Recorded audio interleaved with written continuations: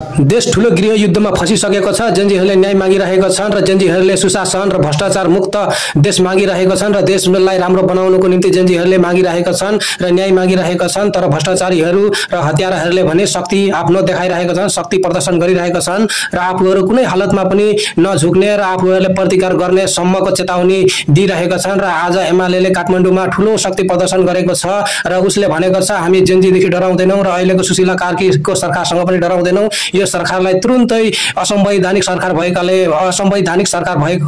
यसलाई तुरुन्तै खारेज गर्नुपर्छ र यो जेनजीहरूको सरकार र सुशीला कार्कीको सरकार मान्दैनौँ र यिनीहरूलाई तुरुन्तै हटाउनुपर्छ भनेर आज माग गरेको छ। र जेनजी आन्दोलनको क्रममा एमालेको सरकार थियो र एमालेले जेनजी आन्दोलनलाई चरम दमन गरेको थियो र चरम दमन गरेर उनले जेनजी युवाहरूमाथि गोली हान्न आदेश दिएका थिए र गोली हानेर 77 जना जेनजी युवाहरूको हत्या भएको थियो र त्यो हत्यारालाई कारबाही हुनुपर्छ र कानुनी दायरामा ल्याउनुपर्छ भनेर जेनजीहरूले माग गरिरहेका छन् र जेनजीहरूले न्याय खोजिरहेका छन् र हत्याराहरूलाई र भ्रष्टाचारीहरूलाई कानुनी कठघरामा ल्याएर कारबाही हुनुपर्छ र भ्रष्टाचार गरेर देशलाई सखा पारे र भ्रष्टाचार गरेर देशको अर्थतन्त्र तहस-नहस गरेकाहरूलाई उनीहरूलाई कारबाहीमा ल्याउनुपर्छ भनेर जेनजीहरूले माग गरिरहेका छन्। तर यता एमालेका नेताहरू र एमालेका अध्यक्षहरू भने हामी यो जेनजीहरूसँग झुक्दैनौँ र हामीहरूले कुनै गल्ती गरेको छैनौँ र हामीले भ्रष्टाचार गरेको छैनौँ, हामीले जेनजीहरूमाथि गोली चलाएका छैनौँ भनेर उल्टै जेनजीहरूमाथि खनिएका छन् र जेनजीहरूलाई नै उल्टै आरोप लगाएका छन् र जेनजीहरू अराजक व्यक्ति हुन् भनेर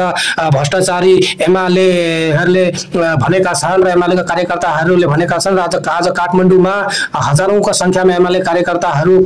विरोध प्रदर्शन गरेका थिए सुशीला कार्कीको सरकार विरुद्ध र उनीहरूले आफ्नो शक्ति देखाएका थिए। हामी झुक्दैनौँ र हामी पछि हट्दैनौँ र हाम्रो गल्ती छैन र हामी जे छौँ ठिक छौँ भनेर उनीहरूले आफ्नो ठूलो शक्ति आफ्नो पैसाको पावर देखाएका छन्। यता जेनजी युवाहरूले पनि